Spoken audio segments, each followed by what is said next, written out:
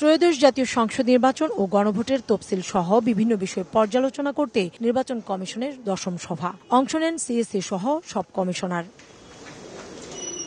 ভোটের নানা সিদ্ধান্তে পৌঁছাতে এএমএম নাসিরউদ্দিন নেতৃত্বাধীন কমিশনের সময় লাগে 5 ঘণ্টা। সভা শেষে কমিশনার আবুল ফজল মোহাম্মদ সানাউল্লাহ সংবাদ সম্মেলনে জানান, চলতি সপ্তাহেই তফসিল হবে। এর আগে প্রথা অনুযায়ী রাষ্ট্রপতির সঙ্গে দেখা করবে কমিশন। শীঘ্রই আমাদের ত্রয়োদশ জাতীয় সংসদ নির্বাচন এবং গণভোটের তফসিল ঘোষণা করা হবে।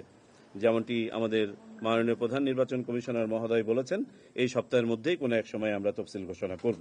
কমিশনার জানান, ভোট গ্রহণের সময় 1 ঘণ্টা বাড়ানোর সিদ্ধান্ত নিয়েছে ইসি। ভোট কেন্দ্রে ব্যালট পেপার সহ নির্বাচনী সামগ্রী আগের রাতেই চলে যাবে। সংসদ ও গণভোট একসঙ্গে হওয়ায় ভোট কক্ষে বুথ সংখ্যা বাড়ছে বলেও জানান তিনি।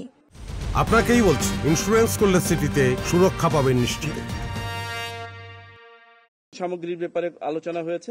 আমরা সিদ্ধান্ত নিয়েছি নির্বাচন সামগ্রী আগের মতো আগের রাতেই সকল কেন্দ্রে পৌঁছে যাবে, ব্যালট পেপার সহ। আমরা ভোটের সময় 1 ঘণ্টা বাড়ানোর সিদ্ধান্ত নিয়েছি, সকালে আধা ঘণ্টা এবং বিকেলে আধা ঘণ্টা। অর্থাৎ এখন ভোট শুরু হবে সকাল 7:30টায় এবং চলবে বিকাল 4:30 পর্যন্ত। ভোটে জাতীয় পার্টি অংশ নিতে পারবে কিনা এমন প্রশ্নের উত্তরে কমিশনার জানান, নিবন্ধিত সব দল অংশ নিতে পারবে ভোটে।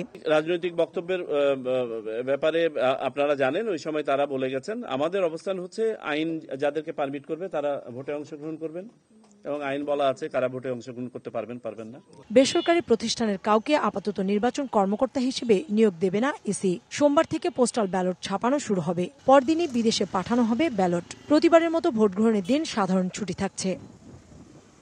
কাউসারা চৌধুরী কুমু, সময় সংবাদ, ঢাকা।